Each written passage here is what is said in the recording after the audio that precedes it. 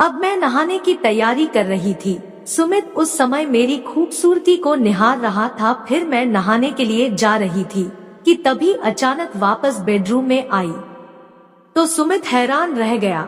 मैंने पूछा, कैसी लगी शादी की एल्बम? सुमित बोला, बहुत खूबसूरत है।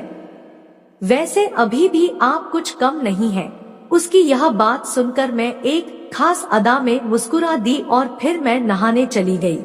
दोस्तों, कहानी में आगे बढ़ने से पहले ऐसे ही और भी इंटरेस्टिंग कहानियां सुनने के लिए हमारे चैनल को अभी सब्सक्राइब करो और हाँ, वीडियो को लाइक करना मत भूलना। हेलो दोस्तों, आज की इस कहानी में मैं आप सभी का स्वागत करती हूँ। इस कहानी में मैं एक लड़के का रोल निभा रही हूँ। पति के जाने के बाद मैं अकेले घर पर रहती थी। 30 साल की उम्र में मैं विधवा हो गई थी। मैं 30 साल की विधवा होते हुए भी मैंने अपने बदन को काफी मेंटेन करके रखा था। सुबह उठकर मैं एक दिन रसोई घर में चाय बना ही रही थी कि हल्की बारिश होने लगी। मैंने चाय के साथ साथ गर्मागर्म पकौड़े तल दिए। उसके बाद तौलिया लिया और नहाने के बाद पहनने वाले अंदरूनी कपड़े बाथरूम में रख दी।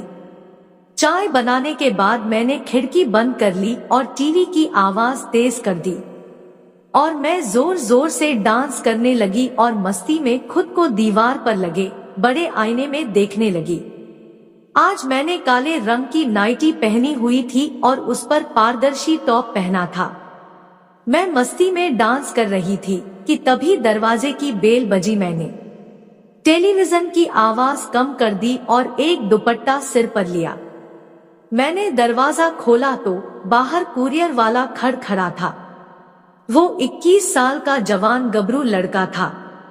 वह कहने लगा, कोरियर है रीना मम के नाम से। मुझको याद आया कि मैंने ऑनलाइन फ्लिपकार्ट शॉपिंग साइट से अपने लिए एक सूट बुक किया था। मैं बोली, मैं ही हूँ रीना। लड़के ने दस्तखत करने के लिए मुझे पेन दिया तो पेन देते समय उसके हाथ मेरी उंगलियों को छू गए थे। मैंने एक नजर उसकी ओर देखा और दस्तखत कर दिए। मैंने उसको 1100 रुपए दिए तो लड़के ने 100 रुपए वापस कर दिए और बोला, 100 रुपया का डिस्काउंट चल रहा है मैम। मैंने उस लड़के को गौर से देखा जिसने आज के बेईमानी के जमाने में भी ईमानदारी से सच बोला और 100 रुपए वापस कर दिए थे। थोड़ी देर बाद वह लड़का बोला, थोड़ा पानी मिलेगा। अब मैंने पूरा दरवाजा खोला। मैं बोली, तुम तो काफी भीग भी गए हो, अंदर आ जाओ। मैंने अपना सूट अलमारी में रखा और रसोई घर में पानी लेने चली गई थी। मैंने अपने दुपट्टे को अलग कर दिया था। उसके कुछ देर बाद मैंने लड़के को पानी दिया। मुझे एक लड़का बहुत ही अच्छा लग रहा था, इसलिए मैंने उसे पानी के साथ साथ कुछ नाश्ता करने के लिए भी पूछा। पहले तो उसने मना कर दिया, लेकिन वह मेरे साथ ज्यादा समय बिताना चाहता था, इसलिए उसने बाद में हाँ कर दिया। मैंने उसको नाश्ते में चाय और बिस्किट भी दिए। अचानक उसने छींक दिया। मैं बोली, अरे तुम्हें तो सर्दी लग गई है, अभी बारिश भी तेज है, तुम चाहो तो थोड़ी देर यहाँ रुक सकते हो। और तो और तुम्हारे कपड़े भी काफी भीग गए हैं, चाहो तो तुम हमारे बाथरूम में जाकर फ्रेश हो सकते हो। फिर वह लड़का बाथरूम में चला गया। दरवाजा बंद करके लाइट जलाई तो वहाँ मेरे नहाने के लिए तौलिया और अंदरूनी कपड़े पहले से ही रखे हुए थे। लड़के ने अपनी कमीज उतारकर उस तौलिए से अपने बदन को पूछा कि तभी दरवाजे पर दस्तक हुई। उसने सब कुछ वहीं पर रख दिया और थोड़ा सा दरवाजा खोला। मैंने उसे काले रंग का कुर्ता देते हुए कहा, यह लो, इसे पहन लेना। उसे लड़के ने वह कुर्ता पहन लिया और अपनी कमीज सूखने के लिए डाल दी। इसी बीच वह लड़का बेडरूम में जाकर टीवी देखने लगा। मैं रसोई घर से चाय और पकोड़े ले आई और उसको खाने को दिए। फिर उससे पूछा, क्या नाम है तुम्हारा? लड़का बोला, सुमित। उसने मुझसे पूछा, और कौन कौन रहता है आपके साथ? सिर्फ मैं और आपके पति। मैंने कहा, मेरे पति, उनकी मौत हो गई है। उसने कहा, मुझे माफ करना, पर कैसे हो गई? मैंने कहा एक्सीडेंट में। यह बताते हुए मेरी आंखें नम हो गई और मेरी सांसें तेज हो गई। सुमित ने मेरा दुख बांटने की कोशिश की और अपने बारे में बताया कि उसने ग्रेजुएशन तक पढ़ाई की थी और वह यहाँ पिछले 2 साल से रह रहा है। फिर जब उसे कोई नौकरी नहीं मिली तो उसने कुरियर कंपनी में नौकरी शुरू कर दी।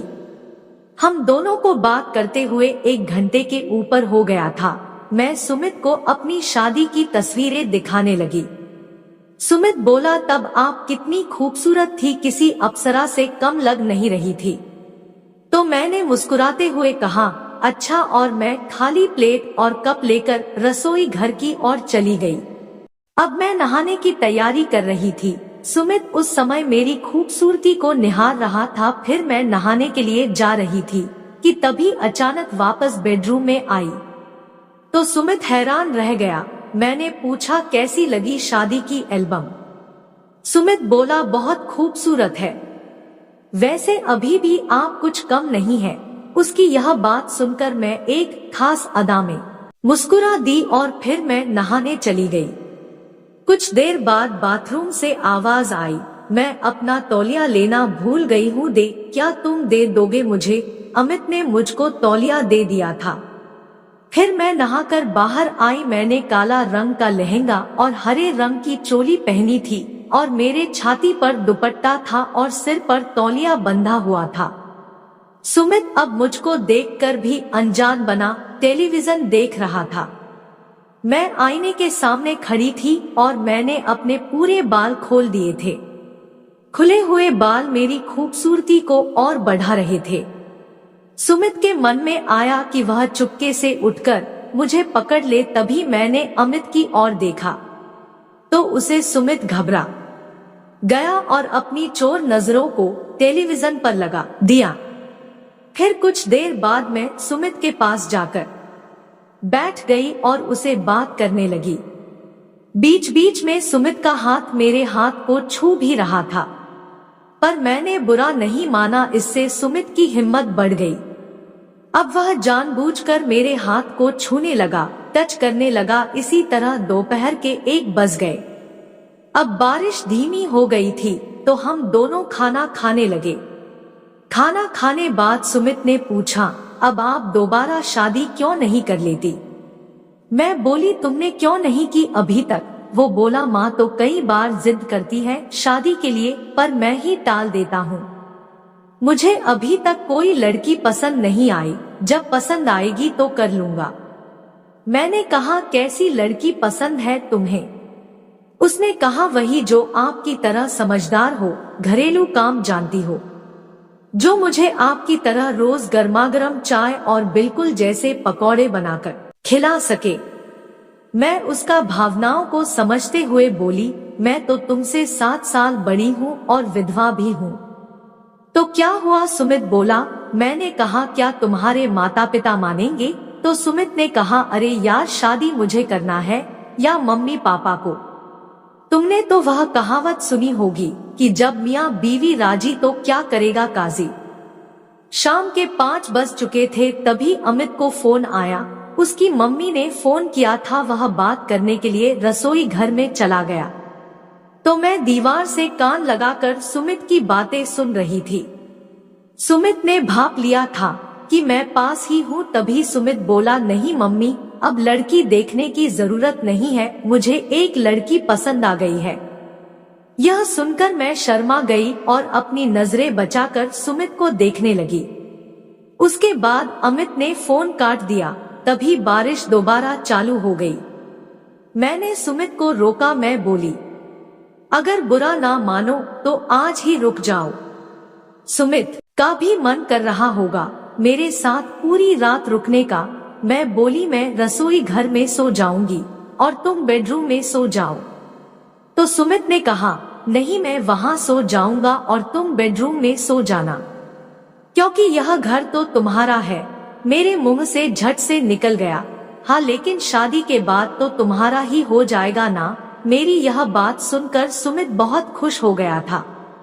उसके बाद मैं बेडरूम में सो गई और अमित बाहर रसोई में सोने के लिए चला गया। पर हम दोनों को बिल्कुल भी नींद नहीं आ रही थी।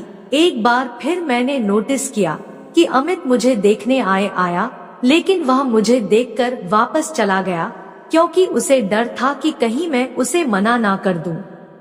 अब इसके बाद मुझसे भी रहा ना गया, तो मैं भी उसके पीछे पीछे रसोई घर में चली गई।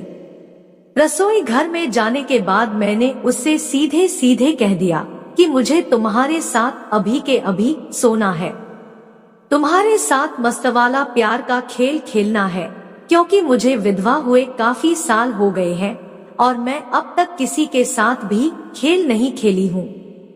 आज तो मेरा अब बहुत ही ज्यादा मन कर रहा है, और वैसे भी हम तो शादी करने वाले हैं, तो घबराओ मत, बेडरूम में चलो। उसके बाद तो जो हुआ वो आज तक नहीं हुआ होगा। करीब 30 मिनट तक हम एक दूसरे के साथ गोते लगाते रहे। उसके 1 से 2 महीने बाद ही हमने शादी कर ली और आज हम दोनों रोज मस्त वाला प्यार का खेल खेलते हैं। मैंने अब अपना सब कुछ सुमित को समर्पित कर दिया था, क्योंकि अब हम एक दूसरे के साथ पूरा जीवन को निभाने वाले थे।